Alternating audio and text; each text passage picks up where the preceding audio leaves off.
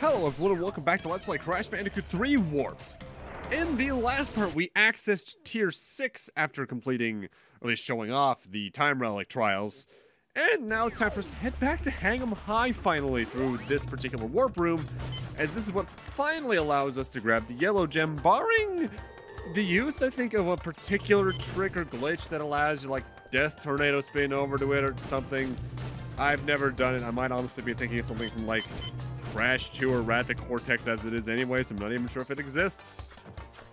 With that said, this is a relatively straightforward revisit to this level. We just have a bunch of the active hazards from the later levels even of this particular level type in a row, and some nitro crates, and you're there.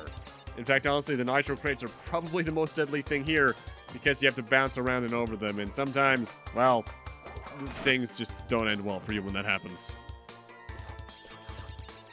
There's not even any active crates you need to break or can break along the way besides the nitros, because those are all in the main level as it was anyway.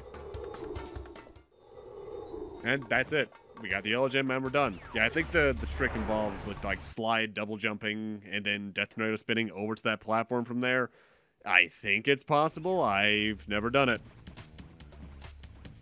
One minor annoyance with the two levels in Tier 6 that are just different entrances to levels we've been to before, though, is that when you're done with that level, you come out of its exit, so now I'm back in Tier 2, so now I need to walk all the way back there.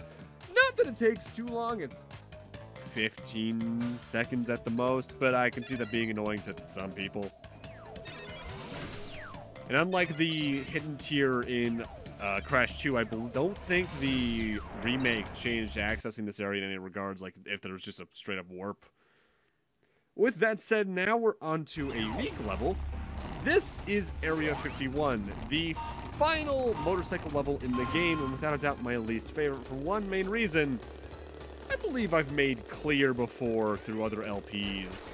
My dislike of dark levels, it's a dark level.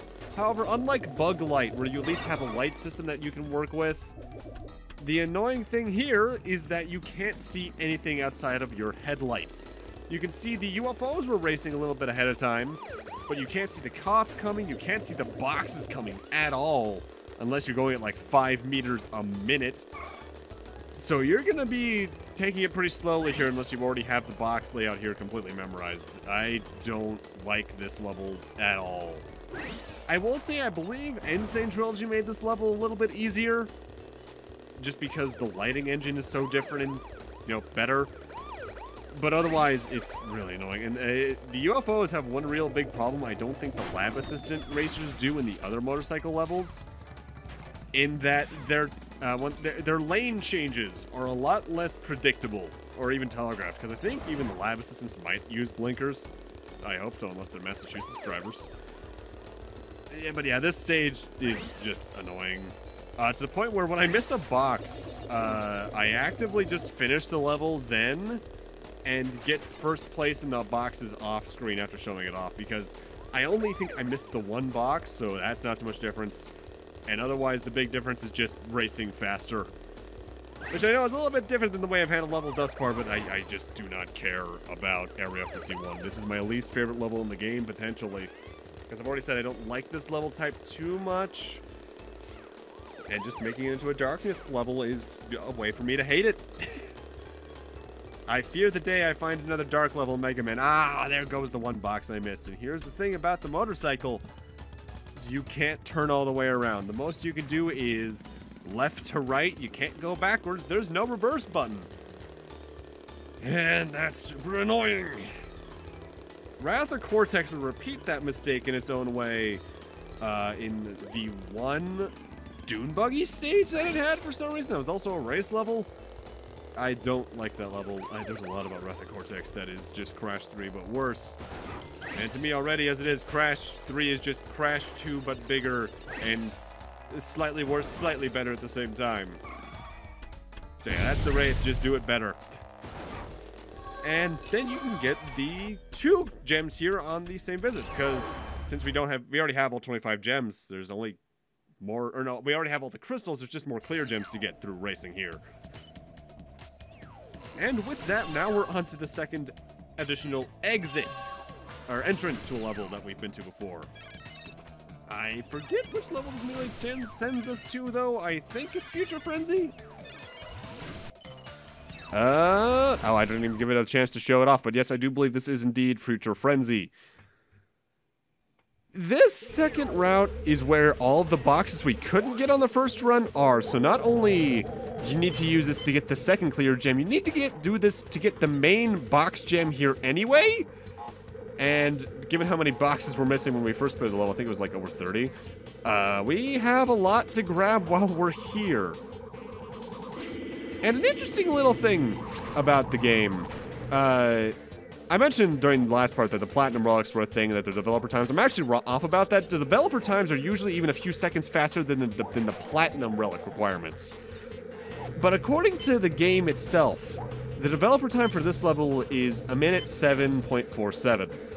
But in the NTSCU version, where the developer times are present, I don't think they're in any of the other versions off the top of my head, times are rounded to the nearest 30th of a second, so the 100th place is always a 0, 3, or 6. So I'm assuming they timed that level just using like an active stopwatch or something, because that can't be accurate to the way the in-game frame rate works unless the software they were running it on while testing outside of maybe the dev kit for the PS1 was just a little bit different than how the PS1 itself ran. Originally, like I mentioned, this was going to be accessible, this entire secret pathway, through a death route. And I kind of wish they kept that, because I don't like gem paths being in levels that are this big.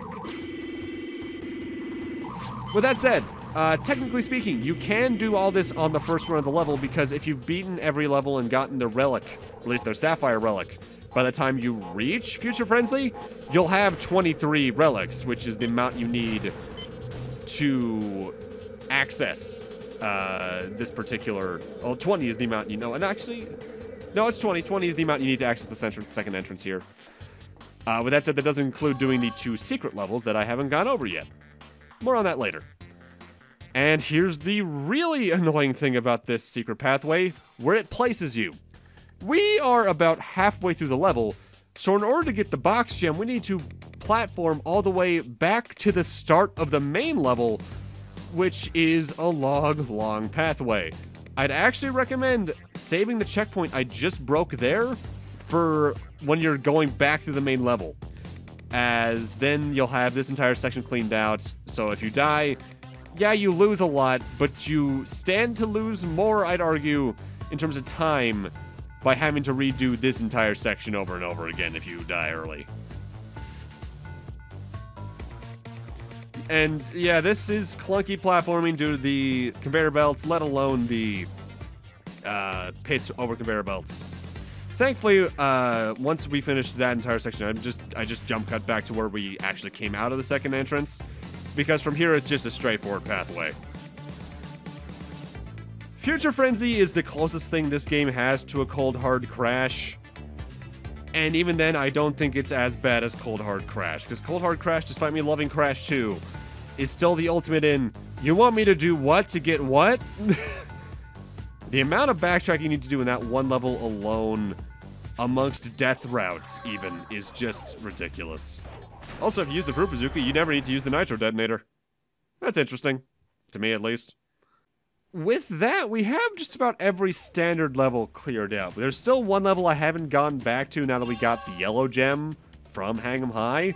But I'm saving that more or less to be the last standard level we're taking on. Because this game's a bit odd in that it has the standard 25 stages, the 3 hidden stages, barring the second entrances, and then 2 completely hidden levels, as I mentioned earlier, which...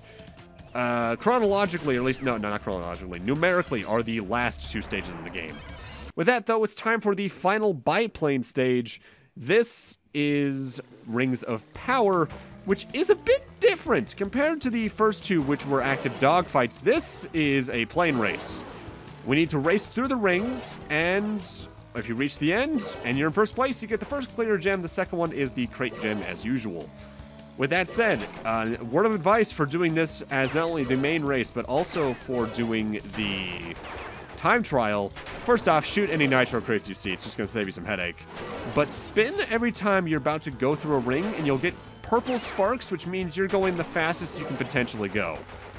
I believe this might even be required to get the first clear gem from here, but honestly, I can't quite remember because the planes here drive relatively slow. The rings give you a boost all the same, but at the same time, you need to pass through the rings in order to activate the end, I believe. This isn't the kind of level where you, if you know where the ending is, you can just fly straight there from the entrance to win the race. No, you need to go through these. It's sort of like a level variety from some of the Spyro games that I've played. The ones where you're playing as the penguin, namely in Hero's Tale. This level isn't too bad, but that said, I am going to actively have to replay it to get the box gem. And honestly, I'm not certain if you break all the... Say if you just break from where the rings are. I'm not certain if the boxes spawn in the right order. I think they do.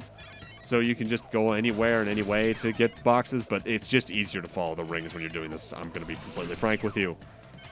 Although, an interesting thing about this level now that I think about it, I said, I warned you with the nitro crates, but I just remembered, I think the nitro crates won't kill you while you're doing a barrel roll. So if you just abuse the ever-living shit out of that, you're probably going to be just fine.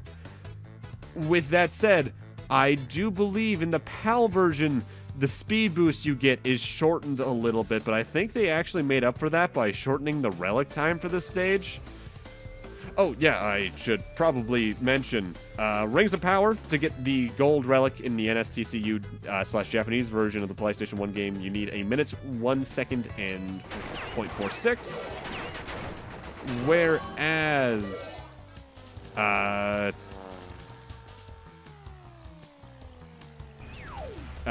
Area 51, the gold relic time is 1 minute 49.8. Almost forgot about that. Whoops. That's every single stage in the 6th tier taken care of, though. But we still have a few things left to clean up. Namely, we did get that yellow gem earlier, so it's time for us to finally head back to Dynomite and take care of this. And this is going to be a long trek because we still haven't gotten the box gem here because it requires the yellow gem pathway.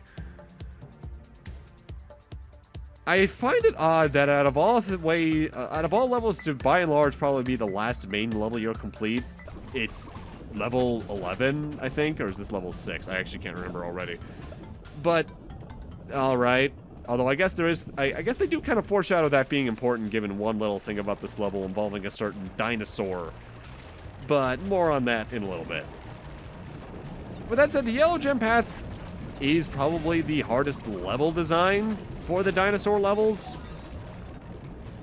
But if you've gotten this far, you've gotten every crystal and gem and even gold relics, you're gonna be more than well versed with the controls to deal with this, honestly.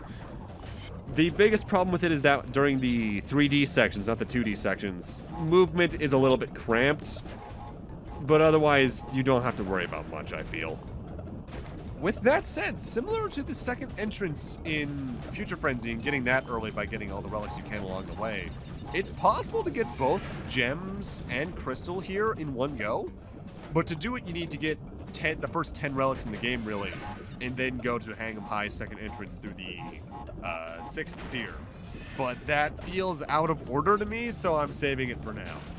And also, something I forgot to mention about this level, I believe, on the first run-through, you can actually keep the dinosaur Yoshi, the Yoshi friend, you can jump onto during this main level.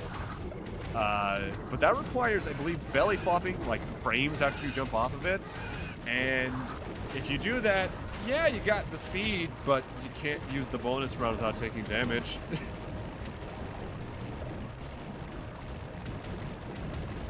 Also, weird thing about this particular chase here, because we're already done with it, I believe. Yeah, there's that. You can come back to the yellow gem path by just backtracking through the main level.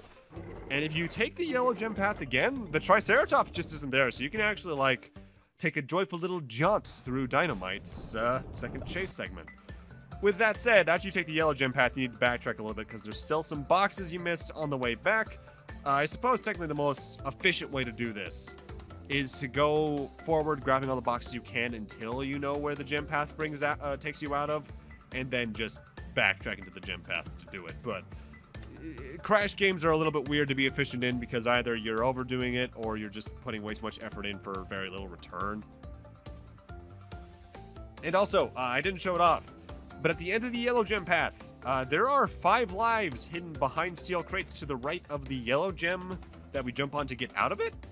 I didn't show that off because I don't care to. I might not be maxing out my lives in this game, but let me tell you, it's easy enough to do that just by revisiting certain levels over and over and over and over again. This is, thankfully, the last time we'll have to revisit a level, at least in the way we have thus far, because once we get this, once we've gotten these 2 clear gems, there are only, I believe, 2 left in the game, and they're, well, no, there's 3, technically. They're hidden a bit differently. That's Dynomite, though. Despite having to wait so long in the game to get the clear gem, it's nothing too difficult. But with that, I'm going to need to end this off here. Thank you guys for watching, and in part 11, I think we're ending off the game, now that I think about it. We're definitely taking care of the other levels if we're not. See you guys then.